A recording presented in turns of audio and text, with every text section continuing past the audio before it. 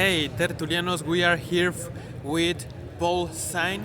He is a Canadian journalist and he is in the main presenter watching the Pan American Games, watching Canada in these Pan American Games. How are you, Paul? Very fine, thank you.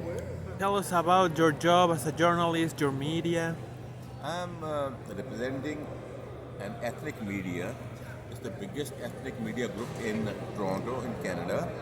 We have a television, we have a radio, we have a newspaper. So we are also on the Twitter, we are also on Instagram, and we are also on YouTube.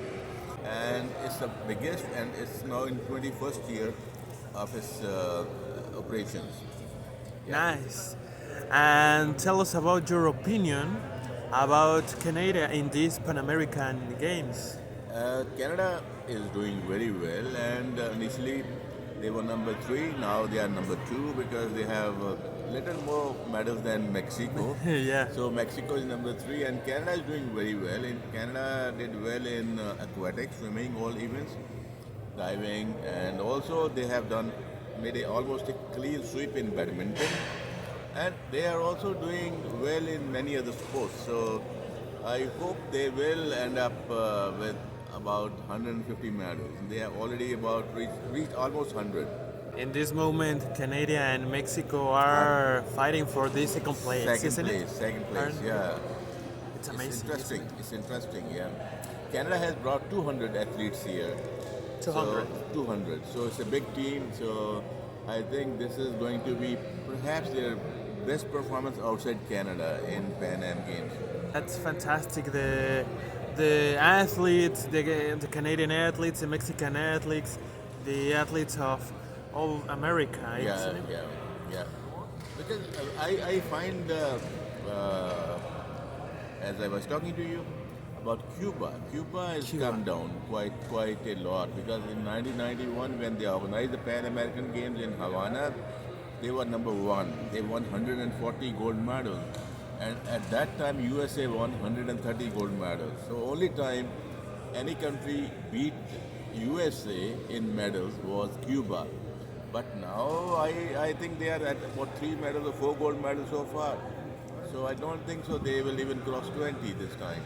So their number of medals has been coming down over the years, because all countries are coming up and Cuba is going down. And though it has a lot of facilities, a lot of infrastructure there, but that's just surprising.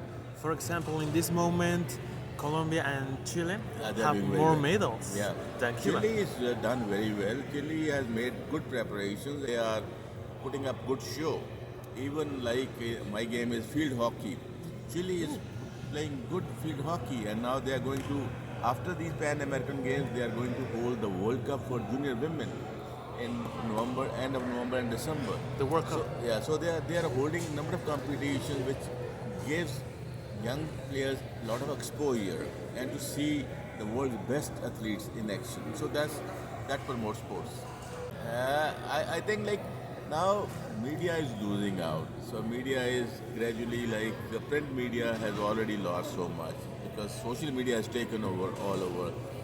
So I was wondering, like when this morning Carl Lewis and others, they were speaking to media, they said how television has helped sports. But television is making sports because of a business. You see, they pay money, a lot of money to organizers, and then they market their coverage. So they make money, and then they tell sports to change the rules for TV coverage. And Yeah. I remember in Atlanta Olympic Games, they made the marathon in the afternoon, very hot afternoon. People had to run marathon. Normally, The marathon is done early in the morning, but TV said no, we have no slot available, so you have to do it at 2 o'clock in the afternoon, and they did it. So this is how TV is influencing sports. But now TV is also going out gradually. Print media has already gone out. Now social media has come. So how digitalized media. Now most of the countries, they don't have television. Instead they have video, YouTube and other channels. And Instagram, TikTok, everything is coming up. So it's going to be very interesting. Thank you, Paul, for this interview. Most welcome. My pleasure.